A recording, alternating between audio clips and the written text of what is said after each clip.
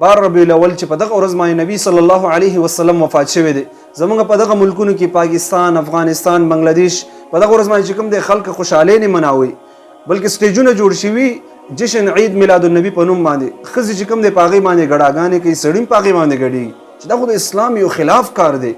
بلکې صحیح تاریخ د نبی صلی الله علیه وسلم د پیدایش چې کوم دی هغه نهم ربیع الاول دی نبی صلی الله علیه وسلم په دغه ورځ باندې پیدا شوی دی او اسلام موږ ته یو عمل هم ښودلی دی د رسول الله صلی الله علیه وسلم د پیدایش په ورځ باندې تاسو کوم عمل وکړئ اسلام موږ ته عمل ښودلی دی صحیح مسلم حدیث دی د الله نبی صلی الله علیه وسلم به د پیر په ورځ باندې روژه نیوله او فرمایل به چې دغه روژه زه ځکه نیسم چې ولدت فیه زه په دغه ورځ باندې پیدا شوی یم د الله شکریه زه ادا کوم نو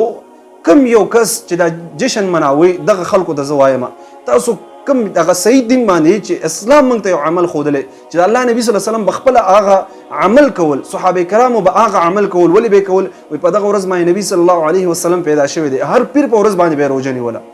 تاسو کوم یو کس د پیر په ورځ باندې روژه نیولې ده د رسول الله سره محبت کم دی ستاسو محبت شته چې هغه صحیح نبی صلی الله علیه وسلم کوم عمل کړی دی او څه طریقې ښودلې ده څوک په دې باندې عمل کوي او کوم یو شیز چې اسلام نه دی ښودلی نبی صلی الله علیه وسلم د 12 ربیع الاول باندې چېرته داسې نه دي کړي صحابه یې راجمع شوي او جشن یې منعو کړی او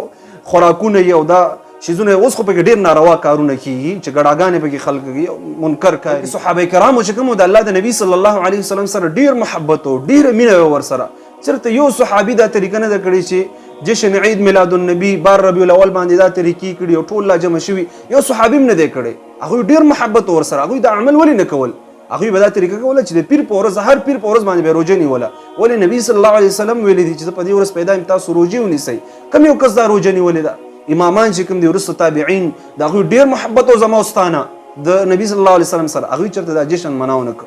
ولې دغه کار کوئ که یو سړی وایي چېرې دا خو بد کار نه دی که موږ خوشحالي مناو کړو نو واوره دا حدیث د الله د نبي صلی الله علیه وسلم که چېرته د رسول الله صلی الله علیه وسلم سره محبت دي او د هغه خبره مني که د رسول الله خبره مني نو زه تاسو ته د رسول الله خبرې کوم زه تاسو ته د ملایانو د عوامو خلکو خبرې نه کوم چې نبی صلی الله علیه وسلم فرمایي بخاري شریف صحیح حدیث دی من عمل عملا لیس علیه امرنا فهو رد چا چې یو داسې عمل وکړو چې په هغې باندې حکم معنی کړی ما نه ویل چې تاسو دا عمل وکړئ او چا دا عمل وکړو د ځان نه یو عمل جوړ کړو فهو رد دغه عمل مردود دی د الله په دربار کې دا عمل نه دی قبول په دې باندې به الله ورته بوزي که یو سړی وایي چېرې ولې په دې باندې به ورته ځم ګوره د مازدیګر 4 رکاته مونځ دی که یو سړی 6 رکاته کوي امام مخکې شي 6 رکاته وکړي چې راځئ نن به ډېر مونځ وکړو چې اجر الله راته ډېر راکړي خو دا عمل الله ته نه دی قبول ولې دا د رسول الله صلی الله علیه وسلم طریقې خلاف کوي نبی صلی الله علیه وسلم دا کار نه دی کړی هغه به 4 رکاته کول ته چې په دین کې زیادت یا نقصان کې دې ته ویل کېږي بدعت